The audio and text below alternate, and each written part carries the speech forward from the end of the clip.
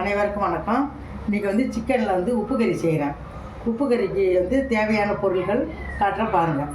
Chicken வந்து நல்லா கழுவி சுத்தமாக வச்சுருக்கேன். இதில் வந்து தயிர் ஊற்றி மஞ்சத்தூள் போட்டு நல்லா சுத்தமாக கழுவிட்டு இஞ்சி பூண்டு தயிர் எல்லாம் போட்டு பிசைஞ்சு நதுமாக வச்சுருக்கிறேன். அப்போ தான் நல்லா சுவையாக இருக்கும். வெங்காயம் கட் பண்ணி வச்சுருக்கேன். காஞ்ச மிளகா அதில் போடணும்.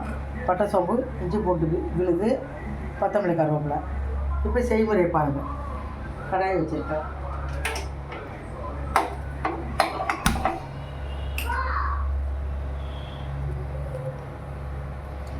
இதில் வந்து எண்ணெய் ஊற்றுறோம். கடலை எண்ணெய். உப்பு கறிக்கு வந்து எண்ணெய் கொஞ்சம் கூடுதலாக இருந்தால் தான் நல்லாயிருக்கும். ஏன்னா அதில் நம்ம தண்ணியெல்லாம் ஊற்ற போகிறதில்ல, எண்ணெயிலே தான் வேகணும். அதுக்காக எண்ணெய் கொஞ்சம் கூடுதலாக பண்ணிக்கிறேங்க. எண்ணெய் நல்லா காஞ்சி வரட்டும்.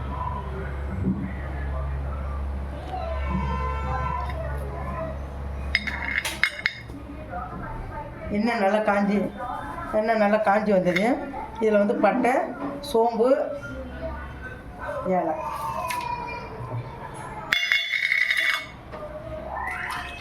நல்லா பொரியட்டுது.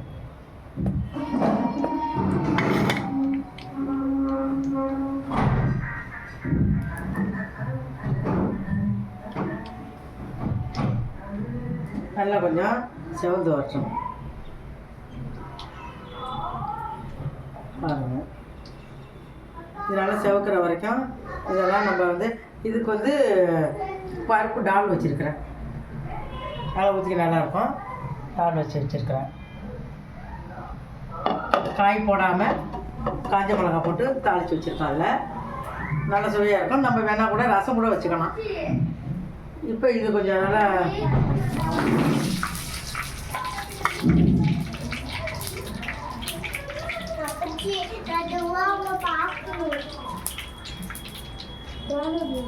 இதில் காஞ்ச மிளகா போடணும். காஞ்ச மிளகா கொஞ்சம் கூடுதலாக போட்டால் நல்லாயிருக்கும்.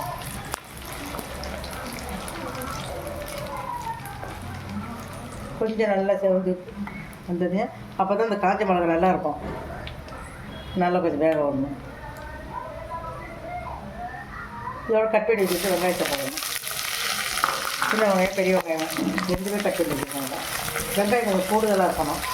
ஏன்னா நம்ம இதில் தக்காளி எல்லாம் சேர்க்க மாட்டோம். இது நல்லா செவந்து வரணும்.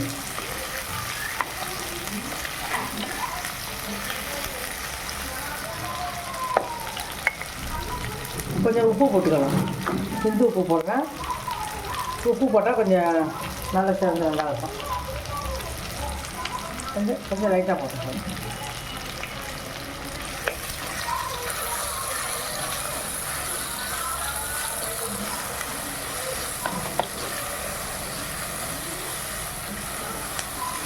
நல்லா சாப்பிடும்.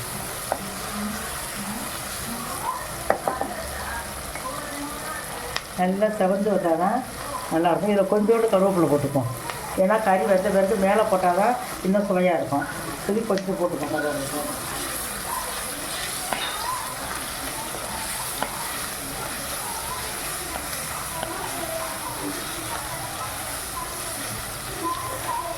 நல்லா இருக்கும். நல்லா வேகும்.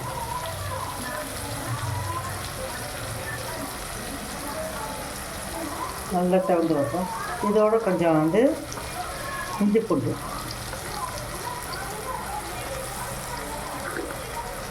ஏற்கனவே இஞ்சி போட்டு பேஸ்ட்டு இதில் கொஞ்சம் வச்சுருக்கேன். சிக்கன்லையும் நல்லா செவந்து வரட்டும்.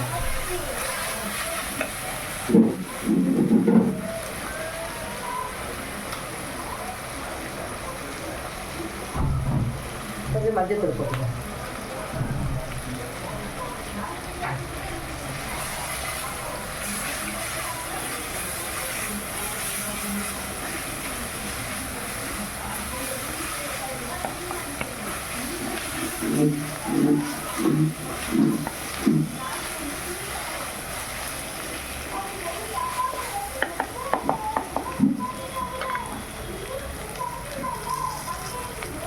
நல்லா செவந்து வச்சு இப்போ சிக்கன் போடுவோம். அதில்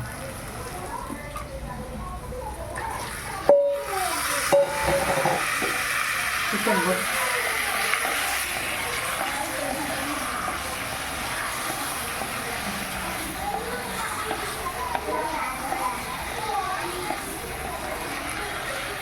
சிக்கன் நல்லா வெந்து வரணும். சிக்கன் நல்லா சுருள நல்லா வேக விடணும். வேக விட்டு ஒரு மூடி ஒன்று போட்டுக்கணும். நல்லா சுருள வந்த பிறகு மிளகு போடணும், மிளகுத்தூள் போடணும், அதில் கரம் மசாலா போடணும். இது நல்லா வெந்து வரட்டும். இப்போ நல்லா வெந்து வருது. இந்த மூடி எடுத்துருவோம். நல்லா சொல்ல நல்லா வெந்து வந்துடுச்சு. பாருங்கள் எப்படி வந்து வச்சுக்கணும். இதோட கொஞ்சோண்டு கரம் மசாலா, கொஞ்சம் கரம் மசாலா போட்டுக்குவோம். வெறும் கரம் மசாலா மட்டும் போடணும். கொஞ்சம் நல்லா சுருண்டு வந்துடுச்சு. இதோட கொஞ்சோண்டு மிளகுத்தூள் மேலே இடித்து வச்சுருக்கேன். மிளகுத்தூள் உரலில் போட்டு இடித்தது நல்லா அப்படி கிண்டி விட்டுருங்க.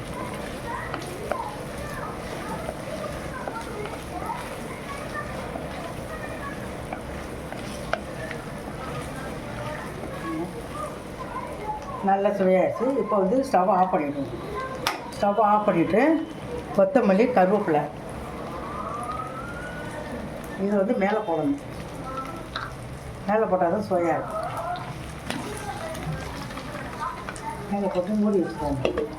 மூடி இறக்கி வச்சிடணும்.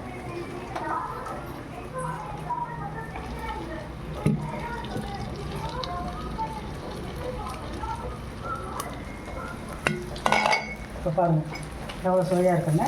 அந்த கொத்தமல்லி, கருவேப்பிலை பச்சை வாசனை ரொம்ப சுவையாக இருக்கும். இப்போ ஒரு தட்டில் சாப்பாடு போட்டுக்கலாம்.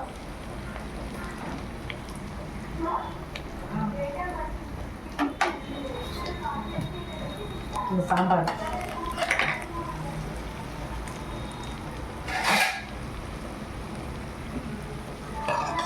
நல்லா இந்த சாம்பார்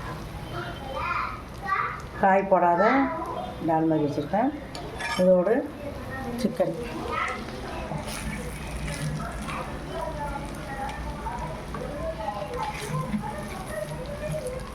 ரொம்ப சுவையாக இருக்குது. நல்ல வாசனை, நல்லா கம்மன்னு நல்லா வருது. செய்கிறப்பே நல்லா சாப்பிடணும் போல் இருக்குது.